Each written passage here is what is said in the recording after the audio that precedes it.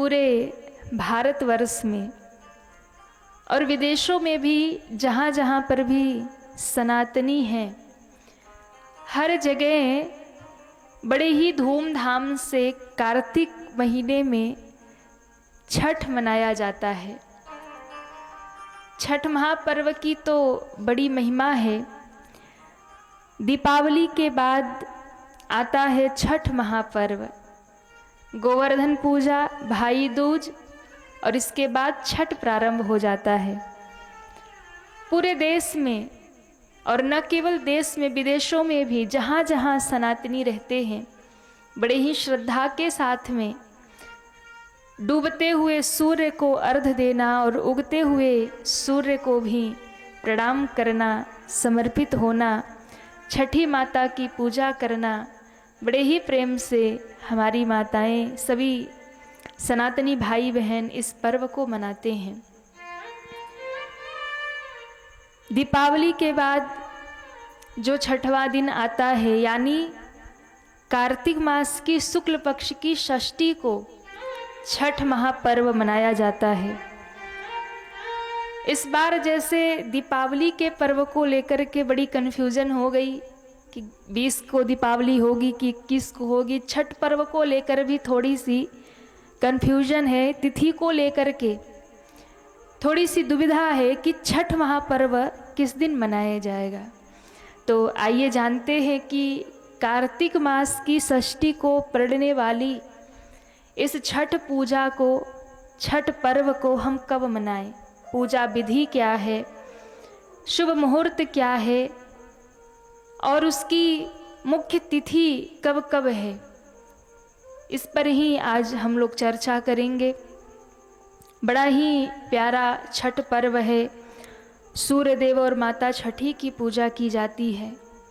इस बार 2025 में छठ का जो प्रारंभ है वो 27 अक्टूबर सोमवार को 6:04 से प्रारंभ हो रहा है और ये तिथि समाप्त हो रही है, षष्ठी समाप्त हो रही है 28 अक्टूबर मंगलवार को 7:59 पर।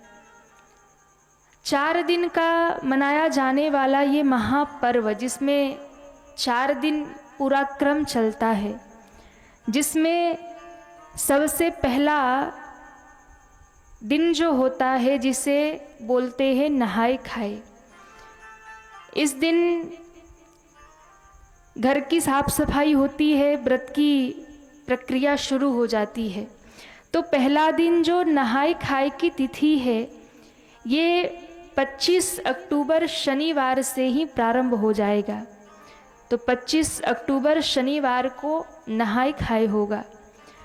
दूसरे दिन की तिथि आती है खरना, जिसे कहा जाता है। ये 26 अक्टूबर दिन रविवार को खरना मनाया जाएगा।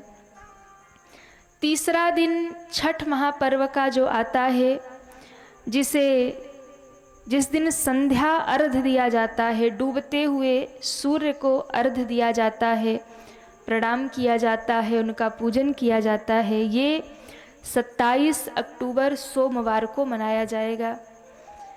पूजा का शुभ मुहूर्त रहेगा शाम को 5:40 तक।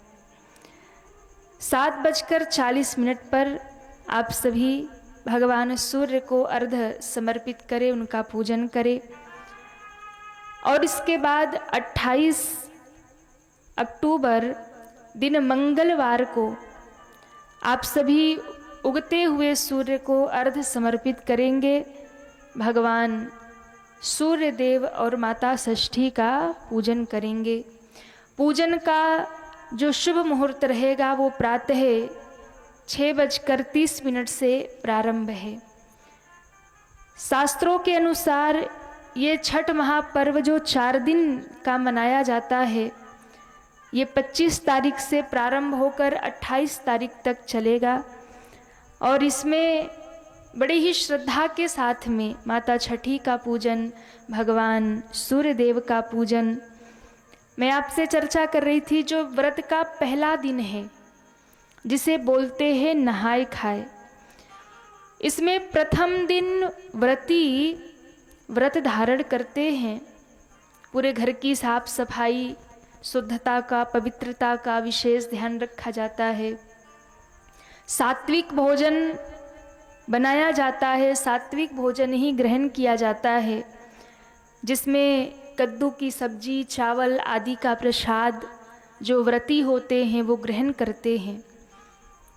सबसे पहले व्रती प्रसाद ग्रहण करते हैं, फिर घर के अन्य लोग उस प्रसाद को बड़े ही प्रेम पूर्वक, श्रद्धा पूर्वक ग्रहण करते हैं।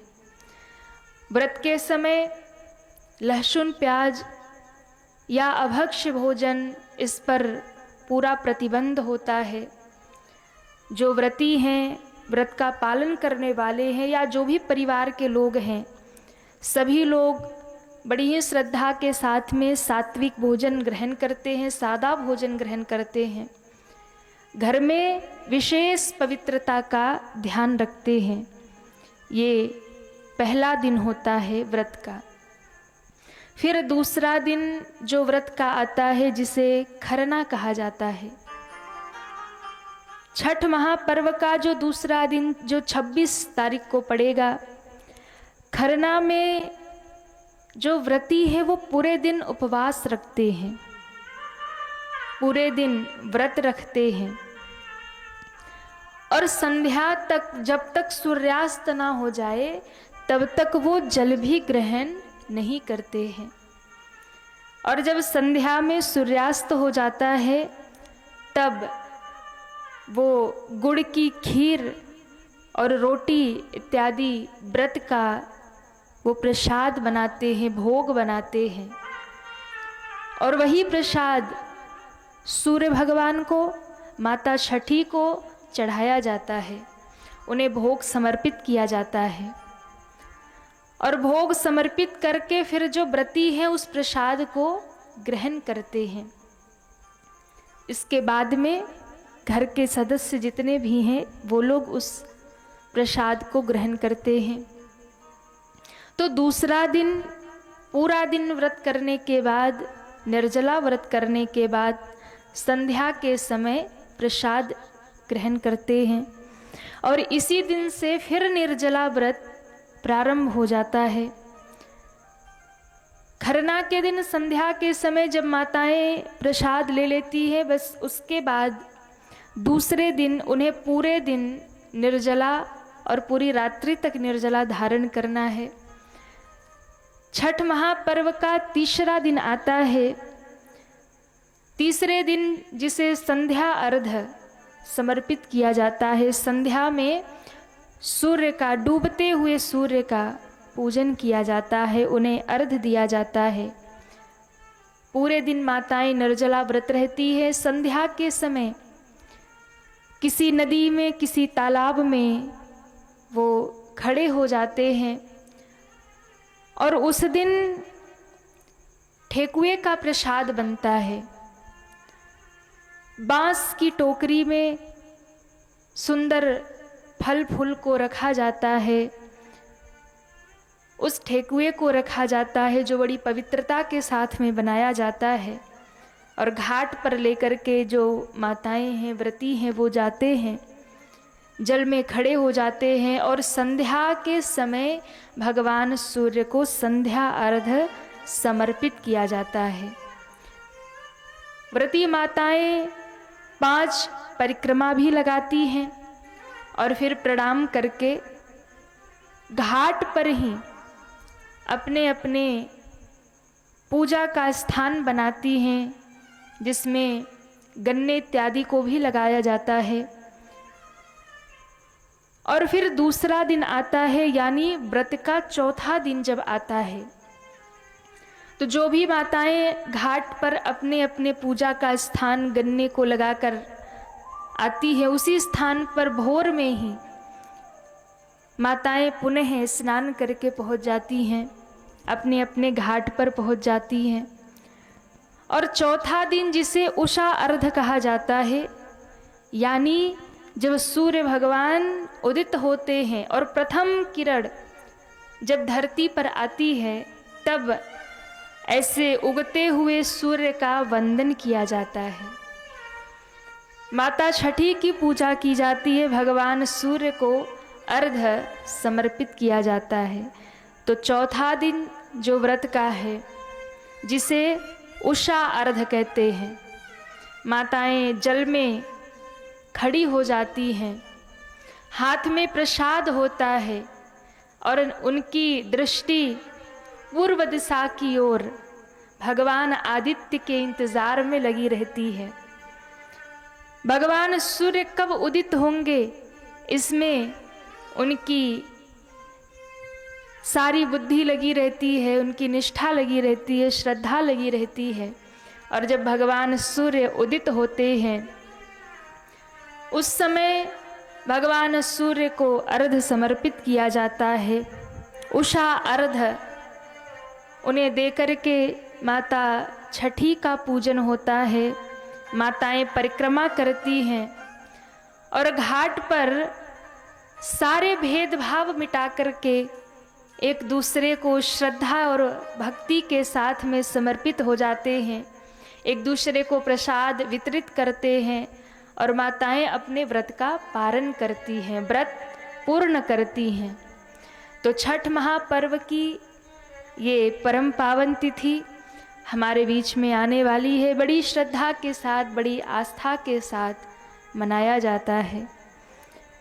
जिन दंपति के यहाँ कोई संतान नहीं है, वो संतति की इच्छा रखते हैं, वो छठ माता का व्रत करे, पूजन करे, तो उन पर माता षष्ठी की कृपा, भगवान सूर्य की कृपा होती है, उन्हें अवश्य ही संतति प्राप्त होती है।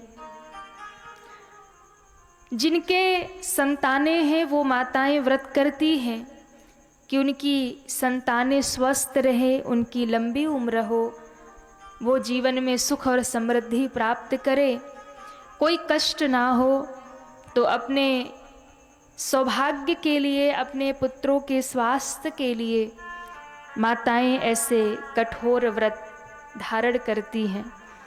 सभी व्रती माताओं को, जो भी व्रत करते हैं, जो भी इस व्रत में श्रद्धा रखते हैं, आप सभी सनातनियों को इस छठ महापर्व की बहुत बहुत शुभकामना देती हूँ। और माता छठी से, भगवान सूर्य नारायण से मैं यही प्रार्थना करती हूँ कि आपकी मनोकामनाएं माता छठी, भगवान सूर्य निश्चित ही पूर्ण करे।